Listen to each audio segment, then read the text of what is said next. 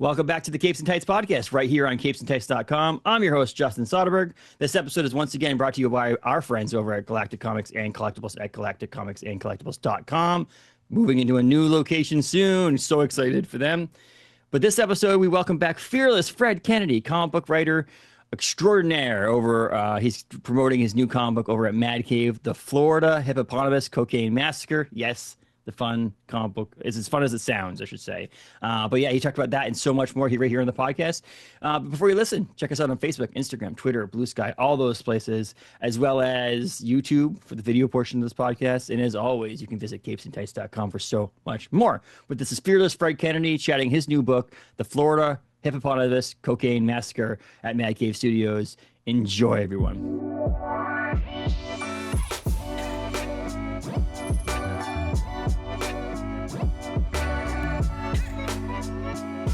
Welcome back to the podcast, Fred. It's been a while. Welcome back. It has. It's funny. It's been a while, but like when you were on the last two times, it was like weeks apart from each other because we were promoting like Dead Romans, but then we were also promoting Mud 79, and so it was like we were like within like 2 months of each other, or a couple of weeks of each other. Now it's like years. I was talking about like that with my wife because like when Dead Romans came out, I was also doing the radio play at the same time, and that was such a time vampire, and I was like, I'm not doing that again. It was too much. It was too hard. And now like with the Hippo book coming out, it's like I feel like I don't have as much going on. But that's good, man. That's good because I'm doing way more writing on other stuff too. See, there you go. That's the way it works. But yeah, so you promote Dead Romans, and then you promote Mud 79. Now you're doing hippopotamus cocaine stuff. Like none of those are related in any sort of fashion, except for the fact that you're behind all of them. So I was, I was talking with a comic book shop here in Canada, like it's like about a 2.5-hour drive from Toronto and Kingston. Nexus, the shop is Nexus in Kingston, and they were like asking, hey man, if you want to come out and do a signing, that'd be really cool. And then I was just talking with Adam, the guy who runs that shop, and I was just saying, it's weird how when we pitched this book, I did not expect it to land. Through it, like legitimately, and it's because it was so silly and it was so fun. And in fact, the only reason I really kept going on it was because I was having so much fun with James. Like I was just having an absolute blast working with James. And it's just you work with people, and sometimes you got to go and you got to know who you're working with. You got to know their sensibilities, right? And with James, it's just like there was no way we could do it wrong. Like we kept culminating with more and more and more ideas. And if you take a look at the opening pages, I think it's like page 4, page 5, there's like these crowd shots, and I had written them so that they could be pull back crowd shots so that we could eat things up in the panel with another big thing here. So it's really a crowd shot, but you're only really seeing a few things, which is you want to be nice to your artist, right? Yes. But then he draws all of these faces. Like if there's there's like 72, 73 faces on these 2 pages. And the thing was is he gets them back to me, and then I'm like, oh well, I gotta like have little jokes. So then we're like making up all these jokes for all of these faces. And we had such a fun time doing the pitch. So I think we did 13 pages, and then we pitched it, and James kept going. Like he kept working away on the first issue. And then I was like, oh, well, you should probably hold off a bit. We don't know for sure if it's going to go. He's like, no, man, it'll go. It's going to happen. And I'm like, and our editor, because we've got an editor named James Emmett at Mad Cave. He was like, he wrote us back like 2 days after he said, he was, I love it. I love it so much. It's so fun. It's so fun. And it was a very fast process, man. But I really am shocked that it even landed, because it's so out there. It's something we all need. It's what I was thinking about on the 6-hour drive I mentioned before we started recording. I did today is that I was thinking like I'm reading Assorted Crisis Events right now by Dennis Camp, and I'm reading. I just read Blink and You'll Miss It by the duo. I can't remember their names off the top of my head. Forgive me, but they're so awesome. but like, but also like different, but also the same as everything else at the same point. Like it was like a good horror book or a good horror comic is like a great thing, but they all fit like a mold. And it was like one of those things where like this book was just like out there, like you mentioned, but it was like I needed it at the same time. Like first of all, you're not kidding anybody with the name. You know what I mean? Like it's No, not like you're pulling no, someone in yeah, and they're yeah, reading a book that they thought was gonna be one thing. If you don't open this book going, this is gonna be some off the wall crazy shit, yeah. then you're not getting the point from the beginning. But like to me, I was like, this is so. And then as I'm reading it, I'm like, this breathes like they were having fun. I Oh, think yeah. everybody who creates a really good comic book right now, I say everybody, the majority enjoy doing it. It's not like you're pulling teeth at people trying to get these people make these independent comics and these stories. Maybe some big two stories where like they have to fit a mold or what, but like these independent comics when it's really your thing, I would think that most people are enjoying doing it. It's not hard work. Not hard, it's hard work, but it's not forced into it. This was like No, this looks like you two like were like, let's just have some fun. And if it gets it made, it gets it made. And like you're reading that too. You're like, I guarantee you they're laughing their asses off while they're making some of these things. Like this just like, let's put this in there and see what you should see happens. the text chain, I can man. Like imagine. the message chain. So we predominantly message back and forth on like Instagram Messenger is where it Mm. is. But like we have we have a good 10 or 11 arcs ready to go in the hopper for this to continue and do other things, because that was the goal from the beginning. The goal from the beginning was not that we're going to tell one story, but that we're going to create like so there's a really bad movie that's an action movie, and it comes from that era of like it's a military action movie, but everybody knows kung fu, but they're also all bodybuilders. And Yes. it's this movie that Ed Brisson always talks about. This is an Ed Brisson suggestion, and it's called Kill Squad. That's what it's called, Kill Squad, and it's as stupid as the title sounds. And so we wanted to create like our own squad. You know what I mean? Yeah. Like it goes out and does stuff. And so this was meant to be the adventure that drives them all together. You know what I mean? To create the laser drug force, because the full title is the laser drug force in the Florida Hippopotamus Cocaine Massacre. And over the course of the story, the laser drug force forms. And all of the members of the laser drug force are in the first issue, but they're not together at Yeah. that point. But they will come together by the end of the story. And it's gonzo insane. And so we wanted to have that kind of vibe of like a squad, you know, like those 80s action movies had. We got to get the team together, like MacGruber when he's getting his team Hmm. together. We Hmm. wanted to do something like that. And the biggest the biggest issues that we ever had as like a creative team was that I wanted to go sillier and James wanted to go more grindhouse. Yeah.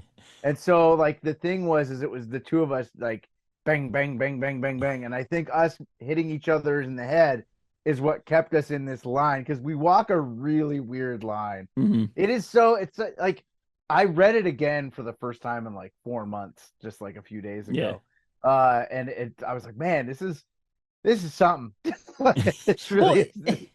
well, the perfect spot that it fits in that sweet spot of like not taking itself seriously, but also taking itself seriously allows you to suspend belief on a bunch of things. You really can do anything in this comic book now, and someone can't read it and go, well, that wouldn't happen. Like, that's Yeah, just like, it's yeah, like, first of all, we're in comics, guys. Like, this is like, it's all fake. It's not, none of this is real. But the ability to suspend belief and be able to just like do a specific thing or potentially have someone get blown up and not actually die, like that's all possible now in this situation you put yourself in, but also being able to stay at least a little grounded so the story at least makes somewhat sense, so you're not just like yeah. at Well, the end of the story you're just not like, well, that was a lot of stuff that happened, but what the hell just happened? I think it's a really tight story. I think we Yeah. really like have a tight story for the whole arc and the whole way through. And we wanted to like lampoon those like anti-drug specials that you'd watch when you were growing up, where like the Saturday morning cartoon all stars, and it's like GI Joe and Cobra and Garfield are working together to stop some kid from smoking marijuana and ruining his whole life. And Or making so it better, I don't know. yeah, like all of these things, like because I took the Dare pledge like Yes, as oh a yeah, kid. me too, Yeah, and 100%. all these goofy things that we had to do, and like Mr. T and Nancy Reagan. Like Mandy Laser, the Yeah. main narrator character, she's Nancy Reagan. Like that's Yes. pretty Yes. obvious. Her name is Mandy Laser, and Mandy Laser came from Ronnie Reagan, Mandy Laser. Like, so there's all these pretty clear connections and things. Like, if you grew up in that era, there's all those things that you'll see, but we didn't also want like the jokes to be dependent on that. So we Hmm. needed everything to be like ramped up rather than be referential comedy. Because I don't know if you've watched Austin Powers recently. Austin Powers is one of my favorite comedies. But I I wish watched I that with said my yes. I wish I've said yes. I've watched it recently, but now I want to. So go ahead. well, I watched it with my kids. So my kids are teenagers, and I Yeah. watched it with them, and they didn't crack a laugh What? at all. Mm. Because, and this is what's interesting, and I didn't think about it like this, because so many of the jokes reference 60s culture, they reference James Bond, they reference the 90s, and the comedy is referential in the sense that if you don't get Yeah. what That's they're yeah. joking, you're not going to get the jokes at all. And there are other comedies like Hot Rod, which Mhm. is so silly, but it's only like I think like actually I think it's a decade older now that I think about it. But still, like Hot Rod is so silly that Yeah. you don't need to there's no references to anything. It's just a ridiculous Hmm. story. And we watched Hot Rod and my kid thinks it's like the funniest thing ever. So it's we wanted to have a joke or a story where you don't need to get the references, but if you are of that era, it adds another layer to the comedy. Like the jokes about like creating a form of cocaine so powerful it'll turn any God-fearing town into a pack of fornicating socialists. Like that's just ridiculous. That's just funny. So you don't need to get but like the thing is growing up in the 80s that was like what it was like, oh, he'll smoke the dope and become a socialist. It's Yeah. like yeah, like but it's so silly. You think it's funny, but if you're Yeah. from that era, you get why it's funnier. That's what we're seeing. There was this movie I remember because I grew up in Belgium. We watched the AFN, the Armed Forces Network. Any Mhm. base brats that are watching that lived in any of the bases overseas, they know exactly what I'm talking about. And there was this movie that they used to play all the time, and they used to play it on like Saturdays afternoons, and it was called Ruskies. And if I remember correctly, the premise of Ruskies was that this Russian nuclear sub washes up on the like a town, and one of the sailors gets off, and some of the kids are trying to like hide him, and the town are like, "Oh, there's a Russian, we gotta murder him." It's like, and I remember being like, "Well, that's the way it is. Like that's just how it is." But it's like that era was like that. You know what I Mhm. mean? And so tying all that stuff in, like where the hippos are like going crazy on cocaine, and they're all like, "It must be the Soviets," like, Yes. and everyone's saying that. Like that's really how it was in that era. So yeah, Well, I kind of I rambled there. no, it did, but it's great. The references are there, are fun. Like I said, it enhances the story for those who get it. But yeah, you're right. It's just a fun comic, and the thing about it is too. It's not like I don't know, the comedy style comics sometimes are so polarizing in the sense that like Yeah, not everybody's comedy is the same. Horror, I feel like there's levels of horror. Like there's like your splatter or your like more tense and emotional horror. Like you have this like level, but it's horror. Where comedy is like you just mentioned the Austin Powers versus Hot Rod. Like yeah, they're two different styles of comedy that you yeah, either get or you don't get. And so having comedy in books, it's like one of those things that someone might just not like it because they just don't like your style of comedy. And that's hard. And so, but I felt like, yeah, but there was such enough, I just spit, it's just such enough action in there to get you to go, okay, it's funny at moments, but there's like this intense action that goes along with it too. That I don't know, there's just something spoke to me, and it was beyond the title because obviously the title makes you go, I've got to read this thing. Like yeah, anybody who sees this on February 18th, who sees this on the shelves, doesn't yeah, go, I need to figure what the hell is especially whoever ordered. Like any shop who skipped over ordering this comic is yeah. crazy. Well, we sold Forget out, knowing man. anything about it. Forget anything about it. Just seeing the title would make you go, okay, we got to at least carry this comic. Yeah, like we Like, sold out. Like the first printing sold out yeah. before the FOC, and so there's some announcements that are coming because of that. But it was kind of cool seeing people message saying that like I tried to order it and there's none left, and I'm like, Mhm. well, it's a very important book. You should Yes. maybe get on that for next time. Well, I But mean, it's gonna the be in like the the National Registry of like literature later on in life, so you got to get it yeah, now. obviously, it's like the action comedy. Like Yeah. there used to be so many of those Oh, types of movies that would get yes. made, and I like MacGruber. I've mentioned MacGruber Yeah. already. I love that movie so much because of how stupid it is. Like, and the wordplay of it, Hmm. you and your dick jokes. I love saying them. I love hearing them. Well, that's why I keep saying them, and that's why I'm always listening. Like those types of jokes to me are like the funniest things. Yep. And so with James. I don't know if you've ever read any of his other I stuff. haven't. That's just, I was His going to ask you how his that oh how your man. connection with that too came Well, up, like how you got connected with James in the first place. I'm a Is it huge fan of his art. I'm a okay? huge fan of his art. And he does a lot of like grindhouse stuff, and I've Okay. mentioned that. And I Yeah. don't want to sound like I am pigeonholing him as that guy. He Yeah. just does it really well, and he's got an incredible instinct for what works. He did this book called Evil, and the broad stroke, which doesn't do it justice because I think it's brilliant, is like a guy wrestling demons from hell, and he's a luchador, and it's just like he does these things that are gone to. He's done like comic book adaptations of Philip K. Dick for no Okay. other reason than just to do To them. do it. Like he's a pure comic artist in the sense that he just wants to do his stories, indie style stuff, Hmm. and do it his own way without somebody telling him how he needs to draw. Like there's that classic line, draw like you, not like them. Hmm. He's got a style, man.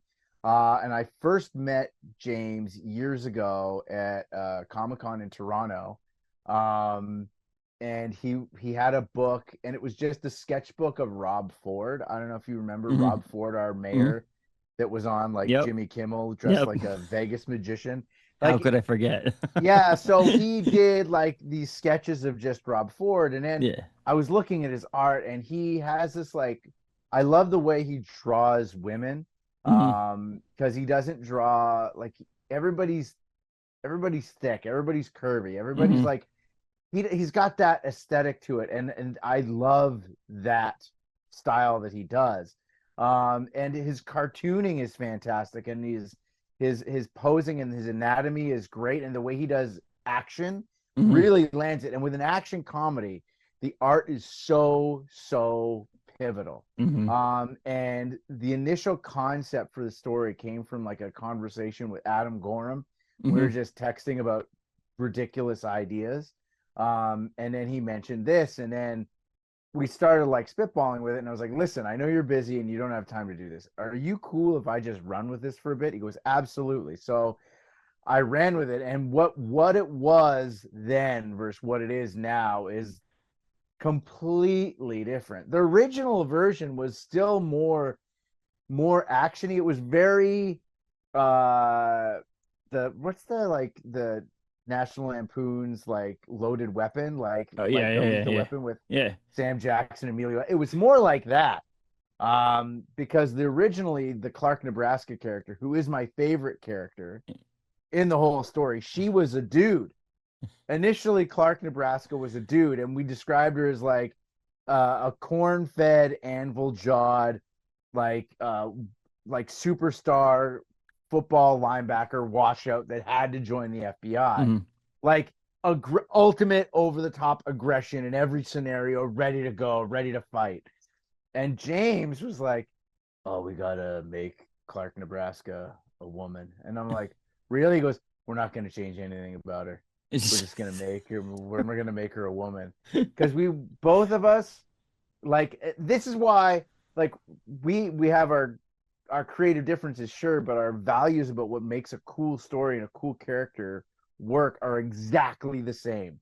Because both of us were immediately of the mindset where it can't be the classic like he's a loose cannon and she's by the book. Like no, they're both the worst all yes. the time. Like it's almost like who is worse, and you never know. And my favorite, we've come up with rules we've come up with rules for the stories.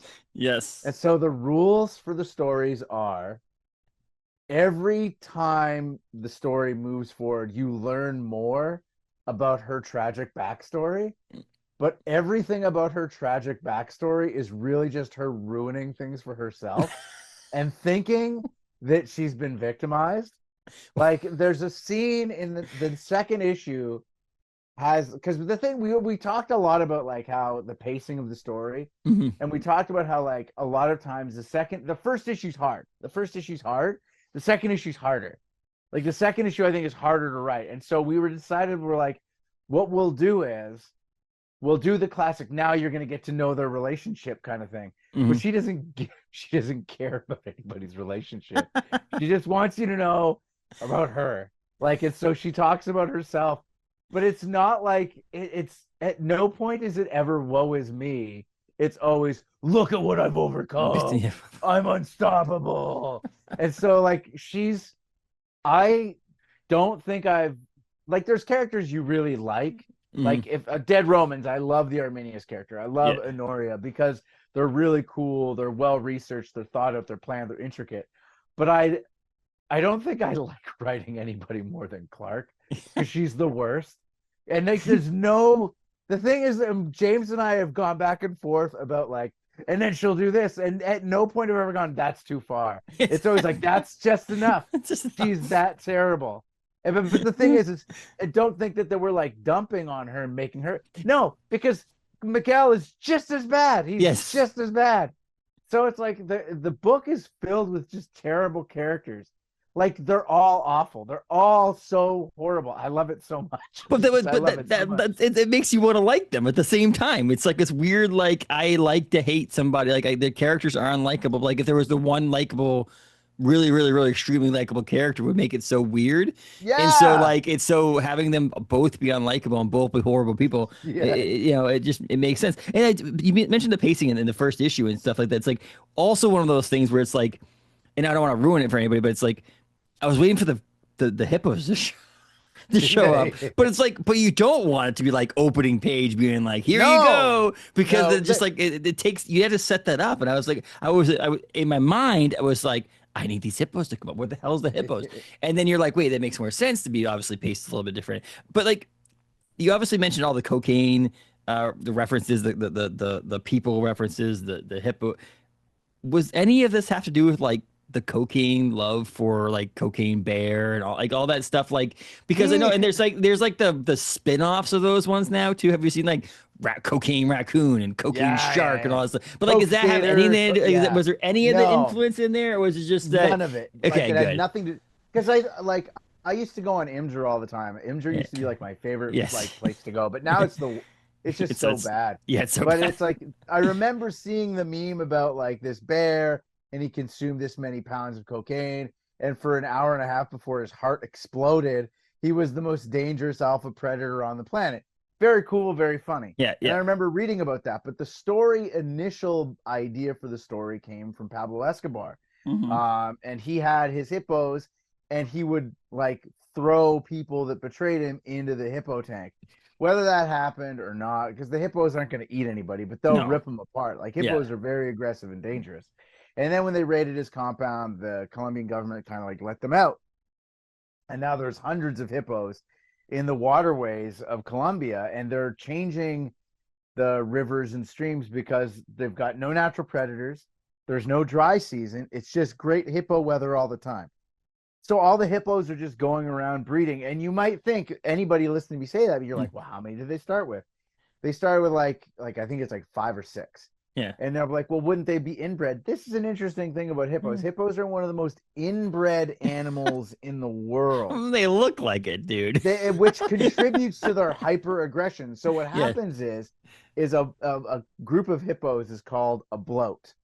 Well, I know all the facts about hippos, man. I'm very versed on hippos. You had to do the research, man. Yeah, so we actually do a breakdown about why hippos are a perfect representation of a socialist in the book. And why, like, if anything, this whole story is just a metaphor for the encroachment of communism on a free society, which is something, and these are things that we're talking about in the story.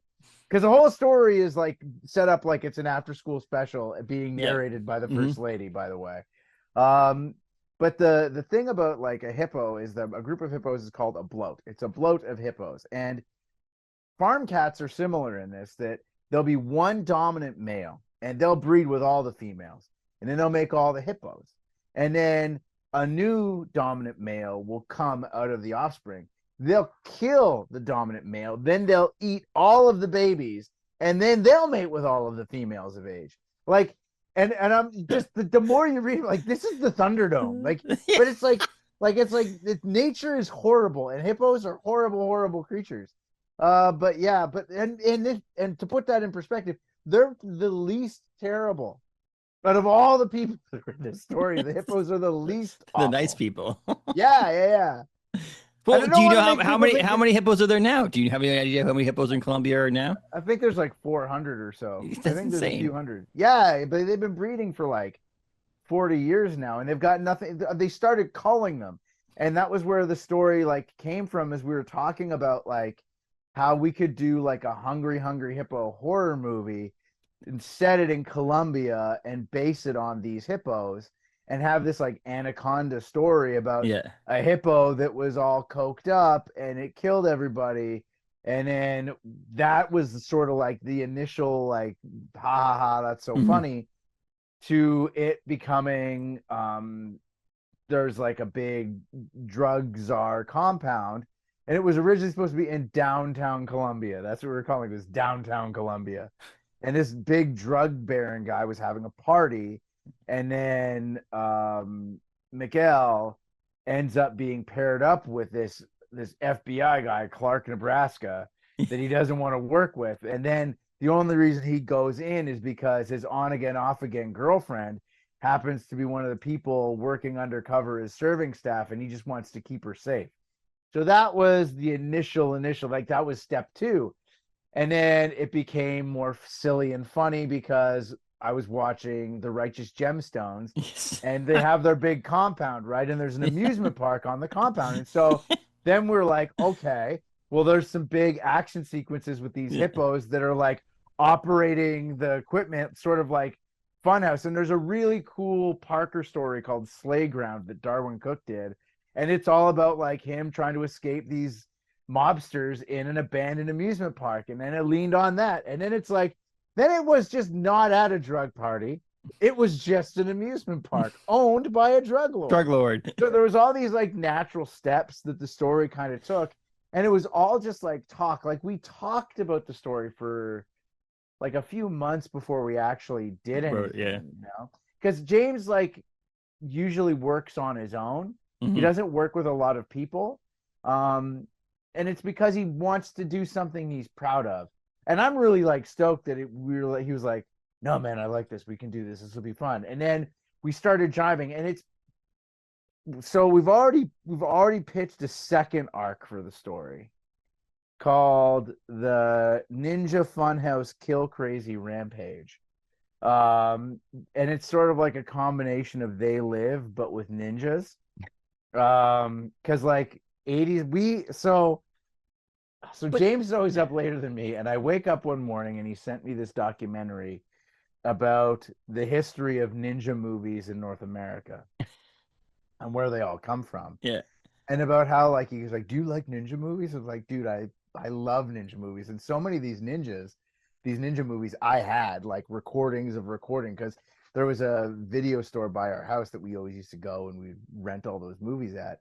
And there's the one movie, and I think it's Ninja Connection or something like that, where it's got there's the meme now. The guy's got the Garfield phone. Go to hell, and he slams the phone down. And that is like this pivotal ninja movie franchise. And we fell into this wormhole, and we'd had all these ideas that we were like, you know what, because you don't know if you're going to get a second arc, but if you do, you want to be ready, right? So we had all these ideas ready. We'd actually even talked to our editor about ideas for a second arc. And then when they asked us if we had anything, all the ideas that we'd been working on for like months, we didn't want to do. We wanted to do ninjas. So all the stuff we'd done, we're like, no, ninjas are it. Ninjas are cool.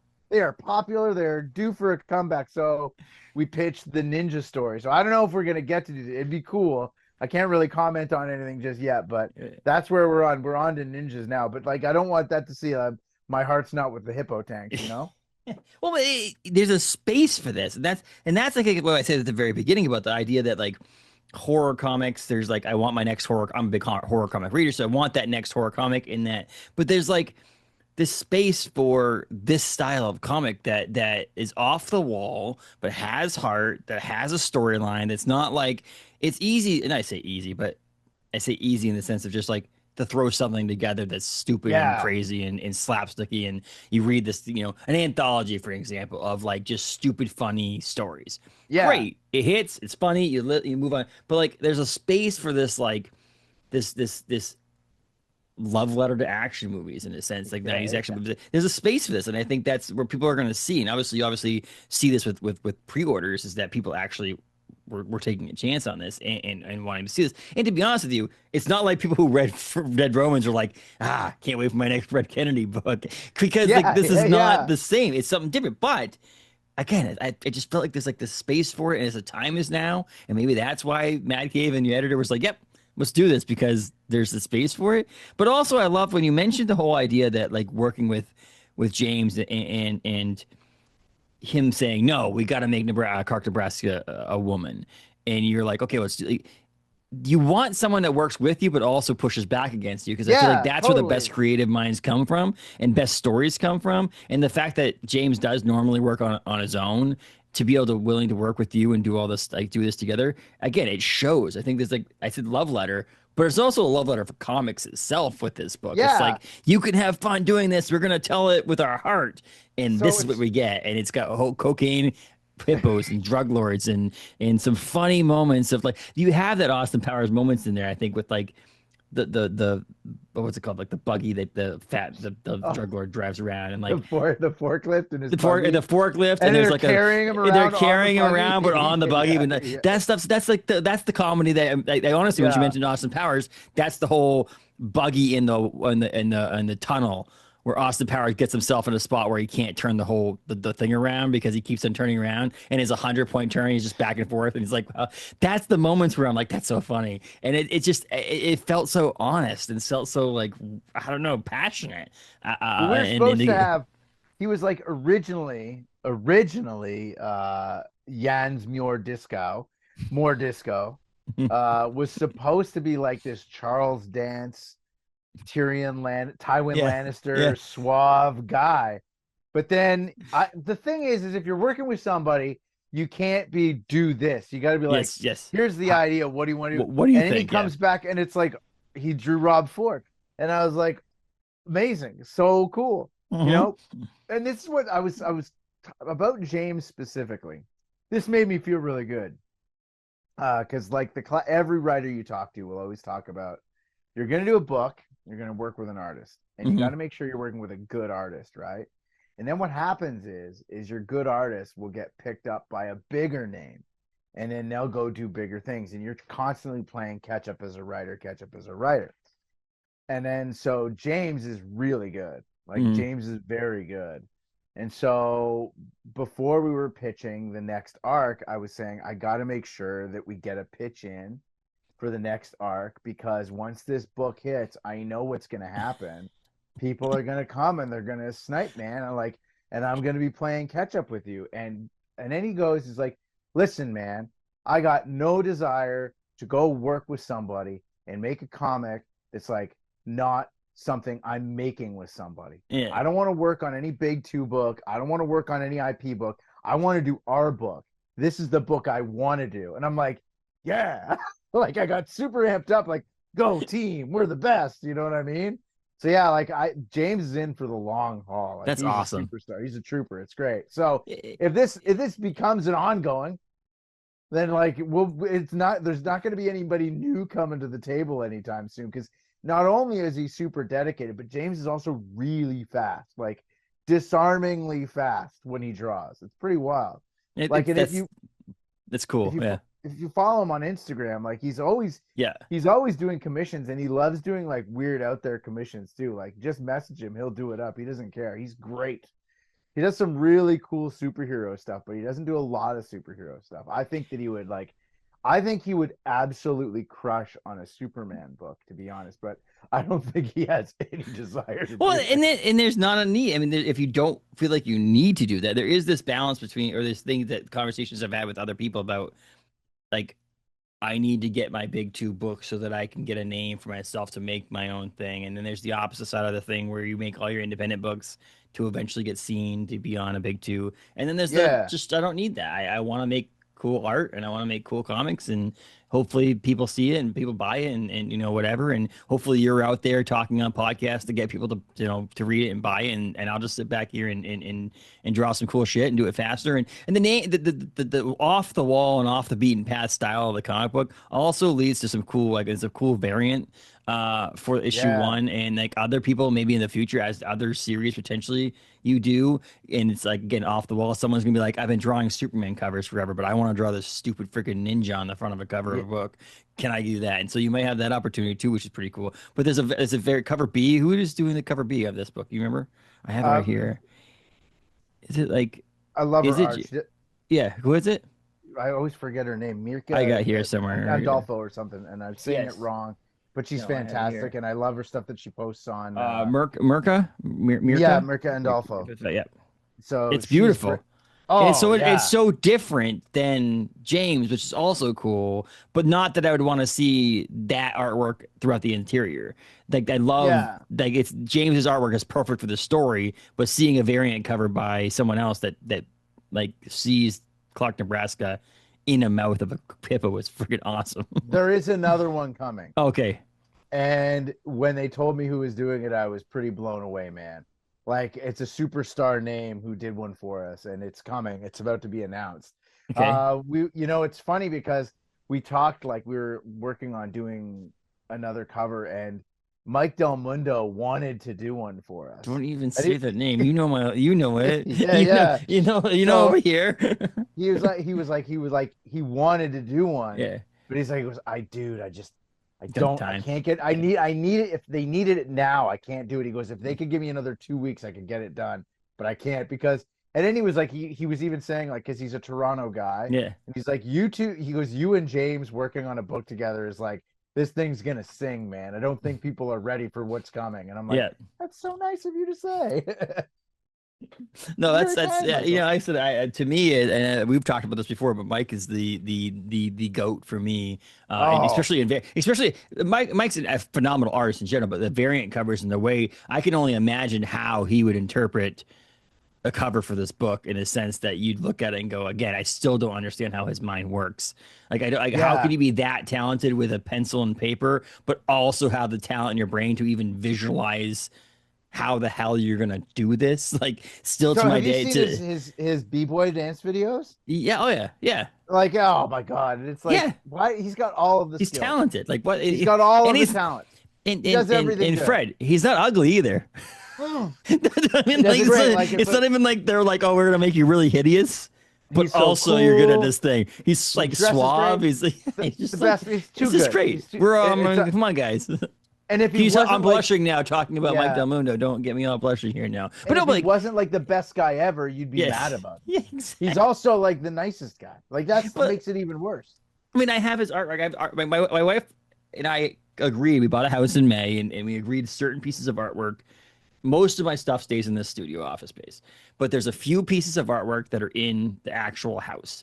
And I have a limited print of only 100 of Scotty Young's Georgie holding the yellow in the rain jacket holding the red balloon Yeah. by the drain from it. We're Stephen King fans.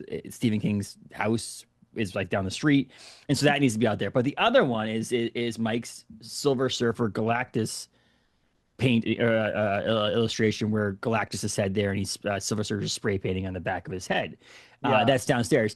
Upstairs is my uh, Darth Vader helmet and Anakin Skywalker's in the voice box side, like it's a That is one prison. of the best covers I've And the ever idea seen, man. that even gets through Mike's head let alone making it into beautiful artwork. The idea that his that the face mask is a prison and I'm like, Jesus Christ, man. And then I'm like pissed off of the world for a while because every time I see it, because I'm like, again, all those things we said about Mike before. So It's now I'm so mad that good. there's no Florida Cocaine Massacre cover by Mike. Now I'm upset. Now you made me sad. I don't want to Well, talk anymore. No. let's hope that we get the second arc, and I'll make it happen. I will. That's We'll my get ninjas, man. priority I'll do that. one. Yeah. Maybe we'll get a Prior. ninja riding a hippo just as an homage to the first Well, series. there's not going to be any hippos in the No, but next like we book, could and do it. You could do a cover with it. I can't tell you why, but if you keep Okay. reading, you'll Yeah. find out what That's happens. fine. That's fine. That's Yeah. fine. No. And But I guarantee you, it's not what you think is going to happen. It does not go the way you think it does. well, so I mean, you're still obviously are you done writing the last issue of this? Is it 5 issues or Oh, 4? it's done. It's 4 issues. We did a 4 4 issues. issue You're arc. done. You've written it all and I mean, is James done? Is it all done? Like everything's done? Or is Yeah, James still man. okay? He's like that's the thing about James is he doesn't mess with deadlines. Mm. He's always on time. Everything is good to go. And then we ran into something that our editor has never dealt with before. So we had everything locked and loaded, and then James is like, "Listen, can I go back and tweak some of the backgrounds in like a few panels because the backgrounds I don't think are as clean as they need to be." And our editor was like, "That's never happened. Like that's never happened." No, Where the yeah. artist is like, "I want to make sure the backgrounds are like perfect. They've got to be perfect." He's a perfectionist with everything that he does. So yeah, like That's it's funny. just You gotta make sure the everything was cars in the done. parking lot. You gotta make sure that missing a window on one of the cars in the parking lot. I gotta make sure that's fine. Oh man, the like cars, everything about it, like the ice there's cream like van. yes, there's people, there's just bricks, Yes. like stones like flying off. Like I could just imagine like him being like, oh, that's just not right. So Like I what's can't like the thing about the way this was, I gotta show you something. So the way we wrote it, and this was the most frustrating thing about the book, is like, um, we wrote it like he just did okay. thumbs, right? And then he would like send me the thumbs, and then I would print them off, and then I would write the dialogue out like on pen. I printed it all out so that it was like the right pages are like odds and evens and all that Yeah. stuff. And then I would like write all the jokes like so I'm on the train like writing with a pen, everything. And the thing is that only about half the dialogue that we did ended up in In the the book. story. Like that line of like killing your darlings, man, we killed so much dialogue because it was so easy to write jokes because there's so Yes. much insanity. Like, yeah, dude, I don't want to give anything away, but like, Don't yeah, I there's don't. like, Yeah. there's no name characters that have some of the funniest jokes in the whole story. Like But that one makes off this background. comic. Yeah. Yeah, yeah. So like all of the characters, and there's constant jokes about how like the workers are all in their union. And I don't know. I got to talk to the union rep to see if I'm allowed to do that. Like little throwaway things like that. Like, no, quick, protect my teeth. This might be covered by the dental plan. But Like all that yeah. stuff. Well, that's like but one of the best things I know about like any like cool sitcoms is when it's like an a cast that there is a star, but everybody Yeah, makes great jokes. Like the writers' room and the yeah, writers people are like, no, this is great. And that's honestly what I saw about this and talking about film versus like in 90s action or just action movies in general, 80s action movies in general, and comedies and things like that. Like film is like I could see this as a movie, but as a comic, you got to do so much more. Like say you pitched this to a studio to make the movie, you wouldn't have been able to do as much and have so much fun as you do when you get to craft a comic book because of the fact that this costs a lot less to make these yeah. scenes that you make. James can go buck wild on some of these scenes that you couldn't be like, well, we need to fill a SeaWorld style stadium with people and you know and do this and that and blow something up and cocaine. You know? Like this gives you the freedom to make such an asinine scene to do it with the freedom of just being like, we just have to pay James the artwork. Like, it's just, If you I know, could, if I could do anything with this story, I would want to write a stage musical. I'm not even joking. Like I would want to write a stage musical for it, and I think that it would work well as a stage musical. oh But God, yes. the only way it would work as a stage musical is as if there's no one's in on the joke. Like it's played as straight as possible. And the thing is in the story, it is played as straight as possible. Yeah. And we all watched movies that are this stupid that are supposed to be serious. Like Hard Ticket to Hawaii. Like, come on, that was a big influence on what I was doing with like Hard Ticket to Hawaii, for anyone that's not aware.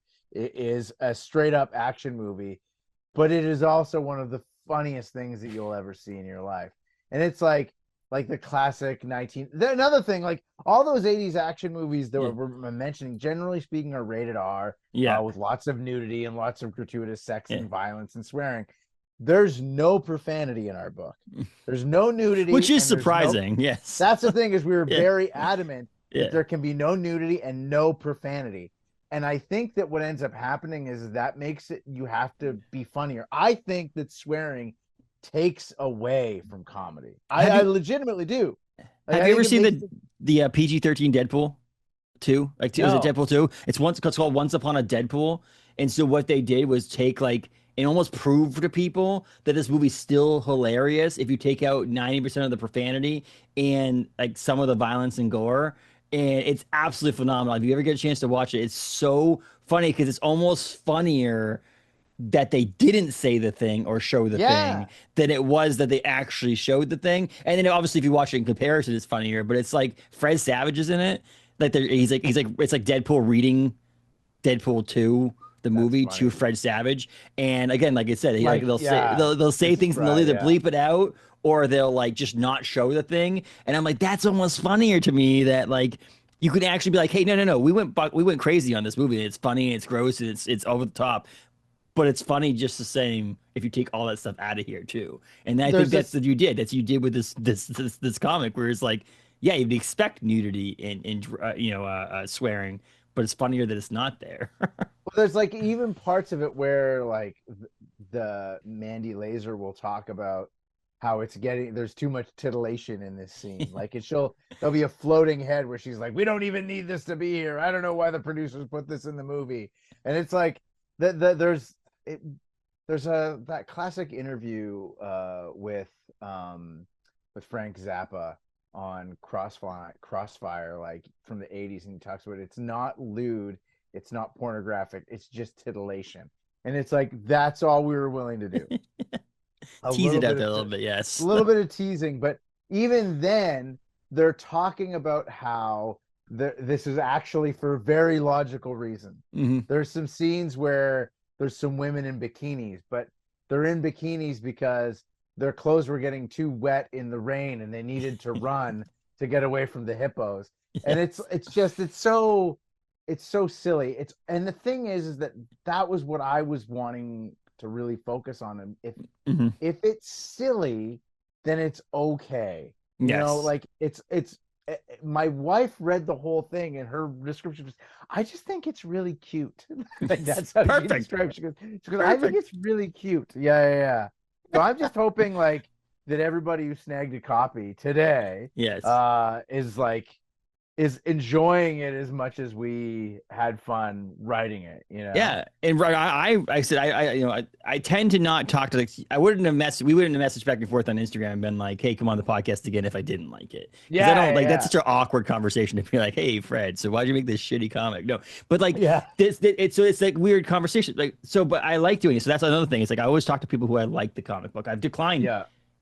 People have reached out, be like, hey, read this book. And I read the book and I'm like, love the book, man. Just not I don't have time or whatever it may be, because I just don't have any love for what they're doing. And it maybe not be a bad comic. I just don't think the conversation would be very good because I didn't like it that much. I love this. I think it's phenomenal. I think it's fun. Again, I think there's comedy that's so subjective to people, but this is like, there's more to it than that, as well as I think it's just different than anything else you're going to read right now. I don't think you're going to go to the shelf. I mean, there's definitely action style comic books. There's ones that are crazy and like over the top. I mean, Final Boss right now. Exquisite Corpses right there.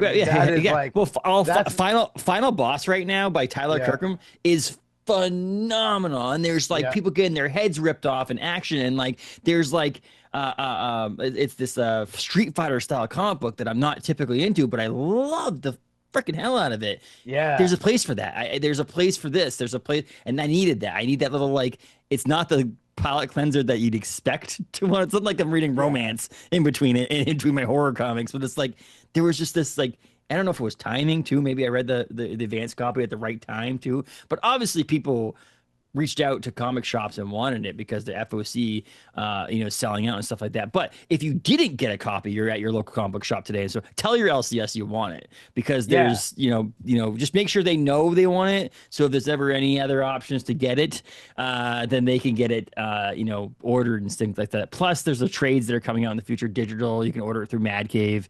Mad Cave has an amazing deal where you can order like all the digital copies will come, and then they'll get you the trade. Yeah, yes. And so that to me, it's like don't sleep on it because shit, I missed it. Don't ever sleep on that. Tell your LCS.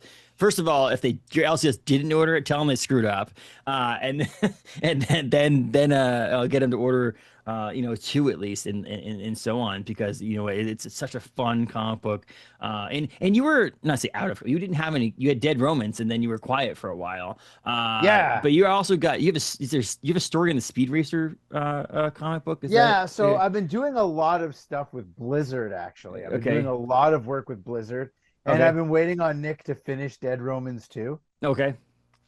But he's been doing like stuff too. But most of the stuff I've been doing in between was stuff with Blizzard, like a lot of stuff with Overwatch. They've got their webtoon stuff and their seasons.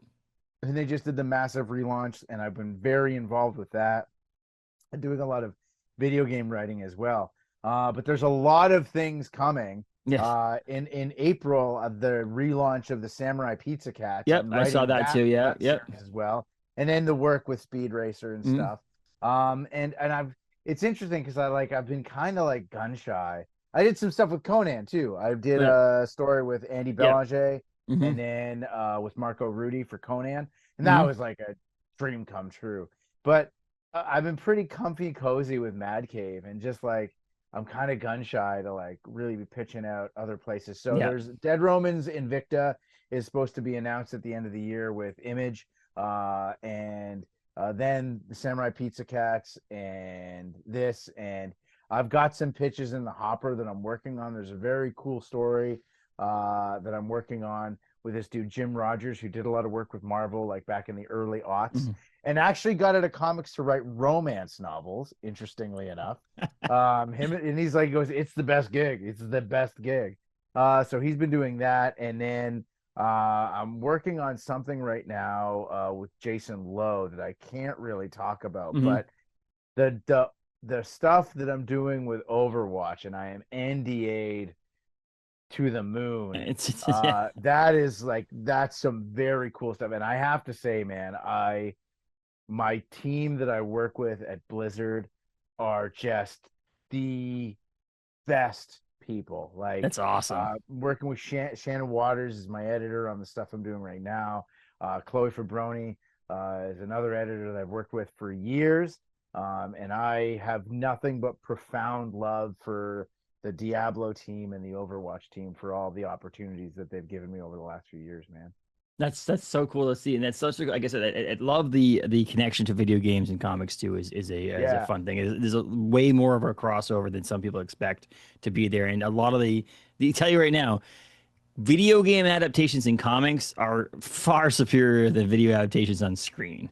I'll tell you right now. Yeah, like there's some good ones and there's some okay ones, but like reading comics that are based on video games tend to be better than comics. You know what my goal is? You know what my dream Blizzard project is?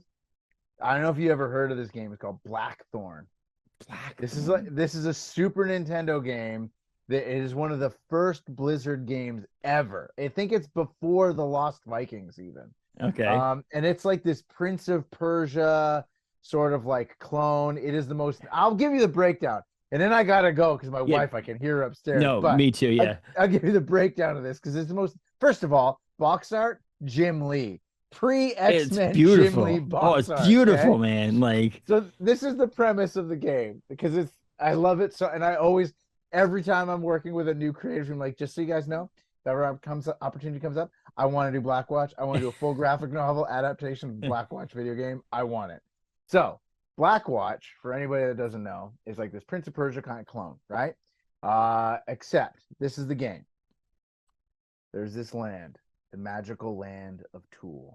All right, Tuul, and there's this wizard, and he's the king, and there's a dark king, Lord Zarkon, or something like equally ridiculous. Yes. And Zarkon has this big army of orcs, and the orcs are World of Warcraft orcs, but there is no World of Warcraft. There is no Warcraft 1. There's just these orcs that eventually become the Green Horde in Warcraft, right? Yeah. And his army attacks the kingdom. And then the king is like, oh, got to get my son and this magical jewel out of here before all is lost. And his wizards banish the son to this other dimension, Earth. What do you think the son's name is? Kyle. The son's name is Kyle. It's Kyle, okay? Son's name is Kyle. Kyle joins the army, becomes a special forces soldier, gets kicked out of the army. Then he's just riding his sweet hog in the desert. And it's the 90s, okay? So, of course, he's got like biker boots and long hair, and he's wearing his big amulet. Then all of a sudden he sees a sparkle in the sky. This is all like that 90s animatic, and he pulls over and he goes, it's time. And he just takes a shotgun and then he teleports, and then you're fighting orcs in crazy orc land. And when I was like 15, I was like, this is the most metal game ever. Like, it is perfect. It is so ridiculous and so over the top and amazing. Like, to me, I think that like this is something that I would like to do in the same vein as the Florida Hippopotamus Cocaine Massacre. Yeah. Like, it takes itself so seriously, but it's ridiculous. Like, I always talk about, like, it's World of Warcraft meets Renegade with Lorenzo Lamas. Like, that's basically what it is. Like, that's the game. But, like, I would, like, it is, there's that and Highlander. There's the two IPs I would die to work on. Well, like, it also, like, you have to have, you don't say have to, it'd be, like, hard not to have Jim Lee do a variant.